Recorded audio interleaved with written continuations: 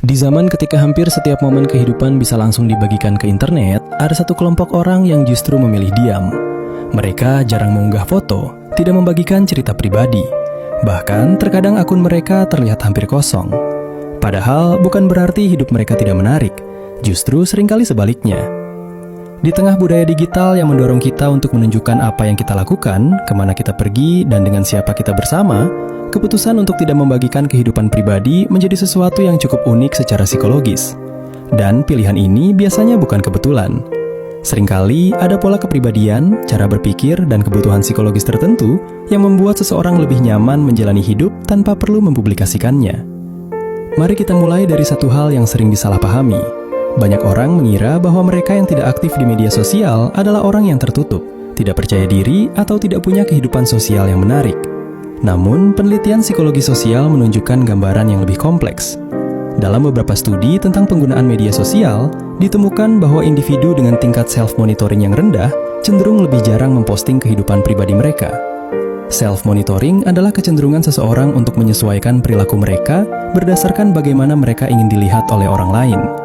Orang dengan self-monitoring tinggi biasanya lebih sadar akan citra publik mereka.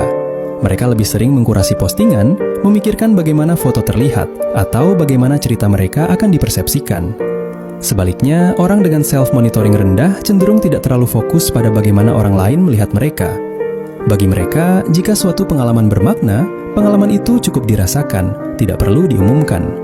Ini bukan berarti mereka antisosial. Lebih tepatnya, mereka tidak merasa bahwa validasi sosial perlu terjadi di ruang publik digital. Ada konsep lain yang sering muncul dalam penelitian psikologi media, yaitu privacy orientation. Sebagian orang memiliki kebutuhan privasi yang lebih tinggi dibanding yang lain. Bagi mereka, informasi pribadi memiliki nilai yang cukup besar. Kehidupan emosional, hubungan dekat, bahkan aktivitas sehari-hari terasa seperti sesuatu yang seharusnya berada dalam lingkaran kecil yang dipercaya. Ketika sesuatu diposting di media sosial, batas antara ruang pribadi dan ruang publik menjadi kabur. Dan bagi sebagian orang, kaburnya batas itu terasa tidak nyaman. Bukan karena mereka menyembunyikan sesuatu, tetapi karena mereka memandang pengalaman hidup sebagai sesuatu yang lebih intim. Menariknya, beberapa penelitian juga menunjukkan bahwa orang yang jarang membagikan kehidupan mereka di media sosial sering memiliki tingkat refleksi diri yang cukup tinggi. Mereka cenderung lebih fokus mengalami sesuatu secara langsung daripada mendokumentasikannya.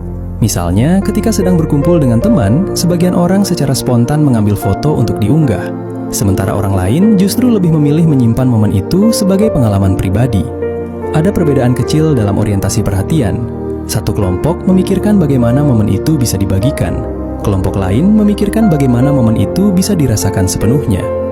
Fenomena ini juga berkaitan dengan konsep psikologi yang disebut present-centered attention, kemampuan untuk benar-benar hadir dalam pengalaman saat ini. Beberapa peneliti berpendapat bahwa dokumentasi berlebihan bisa mengalihkan perhatian dari pengalaman itu sendiri. Ketika seseorang terlalu sibuk memikirkan bagaimana sesuatu akan terlihat di feed atau story, sebagian fokus mentalnya berpindah dari pengalaman ke representasi pengalaman. Orang yang jarang memposting seringkali memiliki preferensi berbeda. Mereka tidak selalu melihat nilai tambahan dari mengubah pengalaman menjadi konten. Ada juga faktor lain yang cukup menarik, kontrol narasi pribadi. Ketika seseorang sering membagikan kehidupan mereka secara online, sebagian dari narasi hidup itu secara tidak langsung menjadi milik audiens. Orang lain bisa menafsirkan, menilai, bahkan membandingkan. Sebagian individu merasa nyaman dengan dinamika ini, tetapi sebagian lainnya lebih memilih mempertahankan kendali penuh atas bagaimana cerita hidup mereka dipahami dan oleh siapa. Dengan tidak memposting, mereka membatasi interpretasi publik terhadap kehidupan mereka. Ini memberi mereka rasa otonomi psikologis yang lebih besar. Faktor kepribadian juga memainkan peran. Dalam kerangka Big Five Personality Traits, beberapa penelitian menemukan bahwa individu dengan tingkat introversion yang lebih tinggi cenderung lebih selektif dalam berbagi kehidupan pribadi secara online. Namun, penting untuk dicatat bahwa ini bukan aturan mutlak. Ada banyak introvert yang aktif di media sosial dan banyak ekstrovert yang jarang memposting. Perbedaannya seringkali bukan pada seberapa sosial seseorang, tetapi pada di mana mereka memilih mengekspresikan kehidupan sosial mereka. Bagi sebagian orang, interaksi langsung terasa lebih autentik daripada interaksi digital. Ada juga dimensi lain yang jarang dibicarakan, keamanan emosional. Media sosial seringkali menjadi ruang perbandingan sosial yang cukup intens.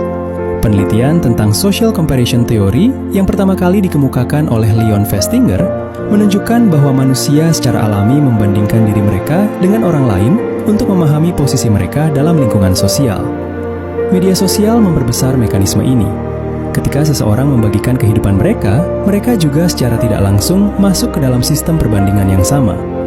Beberapa orang menikmati proses ini, namun sebagian lainnya merasa bahwa perbandingan yang terus-menerus justru mengganggu keseimbangan emosional mereka. Dengan mengurangi keterlibatan dalam berbagi kehidupan online, mereka secara tidak langsung juga mengurangi eksposur terhadap dinamika perbandingan tersebut. Ini bisa menjadi bentuk regulasi diri yang cukup sadar. Menariknya lagi, dalam beberapa wawancara psikologis tentang perilaku digital, banyak orang yang jarang memposting mengatakan sesuatu yang cukup sederhana. Mereka tidak merasa bahwa setiap pengalaman perlu menjadi bukti publik. Kebahagiaan bagi mereka tidak selalu perlu disaksikan. Hubungan dekat tidak selalu perlu diumumkan. Dan pencapaian pribadi tidak selalu perlu divalidasi oleh jumlah like. Bagi sebagian orang, makna sebuah pengalaman tidak meningkat karena lebih banyak orang melihatnya. Makna itu sudah ada sejak awal. Tentu saja, ini tidak berarti bahwa membagikan kehidupan di media sosial adalah sesuatu yang salah. Bagi banyak orang, berbagi adalah cara membangun koneksi, menjaga hubungan jarak jauh, atau mendokumentasikan perjalanan hidup.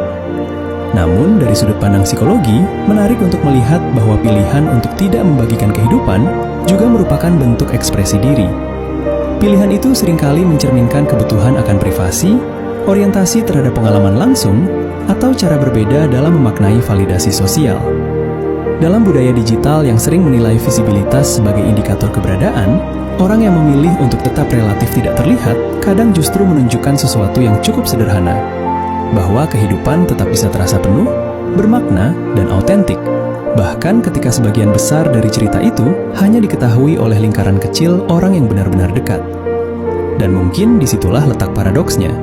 Di dunia yang semakin terbiasa melihat kehidupan melalui layar, sebagian orang masih memilih menjalani hidup mereka di luar sorotan. Bukan karena mereka tidak punya cerita, tetapi karena bagi mereka tidak semua cerita perlu dipublikasikan. Mungkin pada akhirnya tidak semua hal dalam hidup memang perlu dibagikan.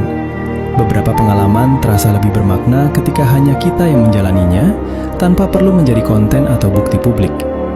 Dan bagi sebagian orang, menjaga kehidupan tetap pribadi bukan berarti menyembunyikan sesuatu, melainkan cara mereka menjaga ketenangan, batasan, dan makna dari pengalaman itu sendiri.